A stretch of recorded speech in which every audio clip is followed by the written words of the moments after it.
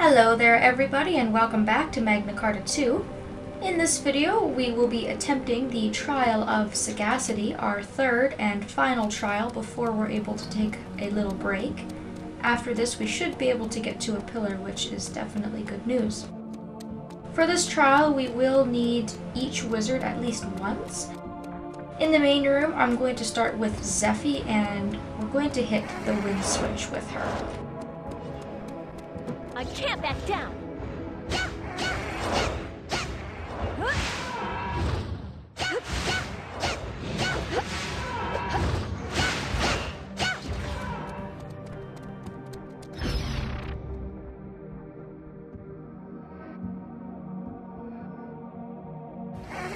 Now once I've done that, I'm going to hit north, which is the path just left of the wind switch, to pick up a lone treasure chest out here,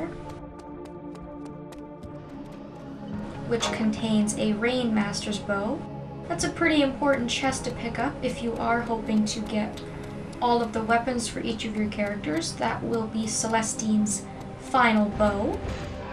Probably a good choice for her if you are using bows and you don't have any sort of DLC weaponry.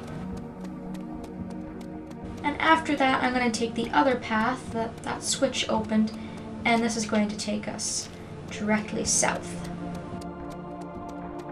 And after hitting that wind switch, we are going to be done with Zephie. So what I'm going to do now ahead of time is I'm going to switch her out for Crocel so that we can use these three.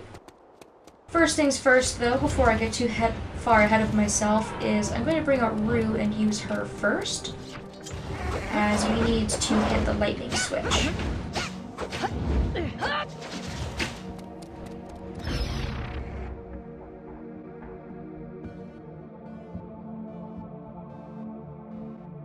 And then before leaving this area and going any further, we'll need to switch to Celestine and hit the ice switch.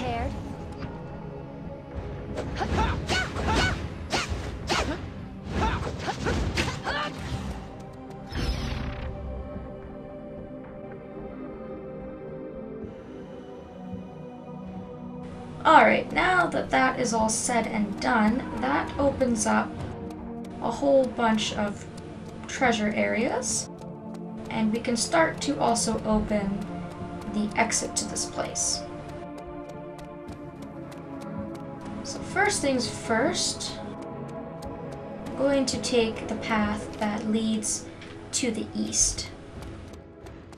And on our first island is a treasure chest. So let's pick this up for an attack level 5 Kamond. And on the second island we have a fire switch, which is going to be for Crocel.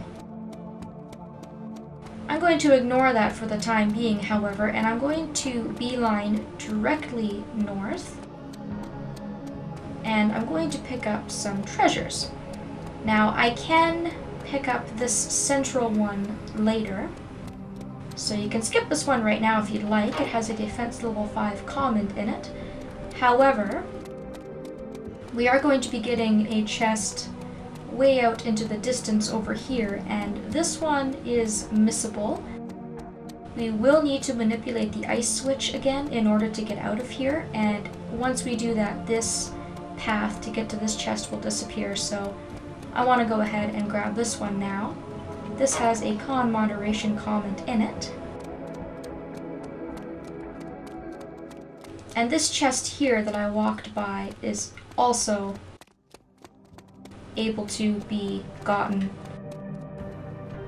later on if you wish, which has a resistance level 5 Kamond in it. And now that that has been taken care of, we will be able to manipulate the fire switches to get the rest of the chests in this area. Just wanted to go ahead and grab those now so I don't miss out.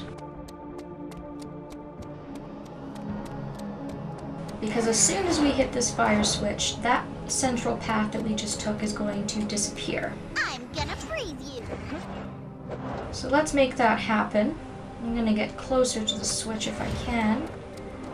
And then I'm going to generate my con.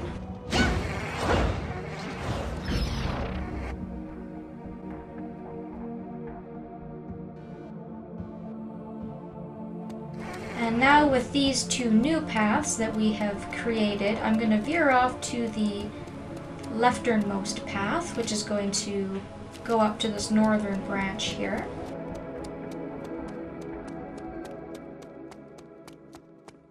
And we can collect this treasure chest here, which has a golden clover Kamond in it.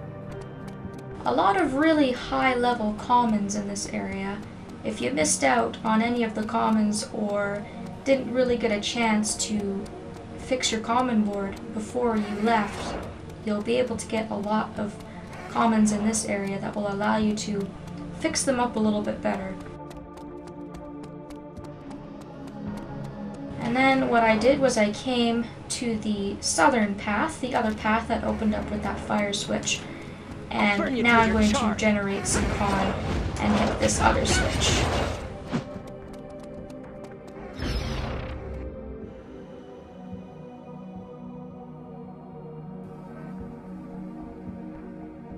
And now that that is done, we need to go back and manipulate that ice switch one more time, and that will create the path out of here.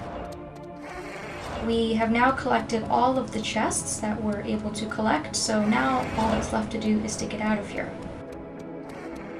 So there's a lot more walking involved in this trial, but overall, not particularly difficult. I would say that this one is by far the most complicated and the most difficult, which makes sense because they saved it for last, but as long as you know the combination, it's pretty easy. That was just shameful. So the ice switch is down here, I do believe, to the south. And once we've done this, all of our backtracking will be complete.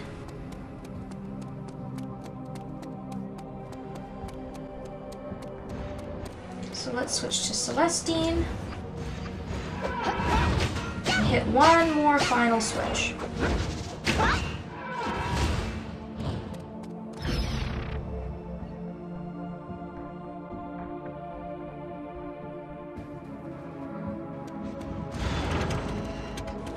Okay, that is it.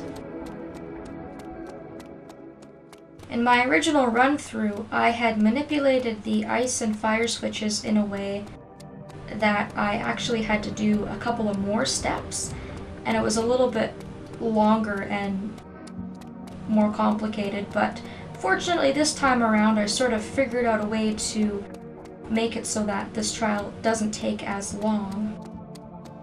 And keep in mind, of course, that if you do screw up or you have missed something, you can always hit the activation vessel, which is found in the middle chamber.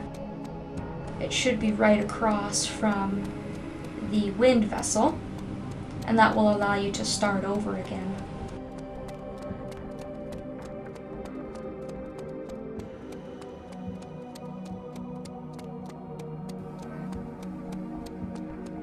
So I think what I'll do is I'll hit the pillar in the first break room, and then I will call it quits, and we'll save the next part of Lystrata for the next video.